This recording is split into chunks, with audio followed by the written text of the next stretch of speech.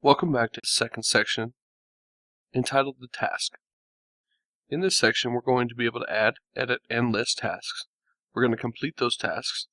We will also look at tag helpers and validation. This is the first video in this section entitled Listing Tasks. Now in this video, we're going to change the current home view with all that stuff on the front, and we're going to list tasks on that home view. Alright, here we are in Visual Studio. I just want to show you that we have some to-dos here. Review the data. We've got a couple to-dos already set up and ready to display. Now, the first thing we need to do is create a view model. We are going to be building some changes in the view, so we're going to need a view model. Even if the view models look just like the models, it's best to have a view model. I'm going to show you a really easy way to map models to view models if you don't happen to know already. If you do, then this should be review. We're going to go to our project.json. We're going to include a library called AutoMapper. And this is what I love about the new Visual Studio, is that there's IntelliSense in crazy places. Now what that's doing is actually restoring AutoMapper. You see that right there? And so once it's restored, we can actually use it. So the first thing we need to do is configure AutoMapper. So down here, we'll just, normally you wouldn't put it in line because you got a lot more configuration, but we'll do it this time because we have very little. And so we'll say configure AutoMapper, and we'll just say AutoMapper.mapper.createMap, and we're going to go from a to-do view model. Okay? Simple as that. And so now we can go from a to-do model to a to-do view model.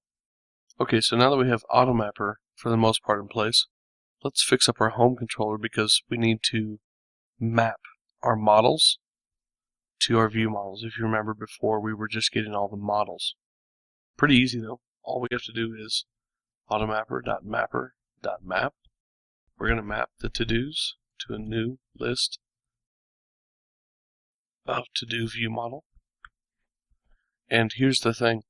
AutoMapper can do a single entity or a list of entities, and that's actually going to return a new list of, if you look at map, it returns a new list of to-do view model.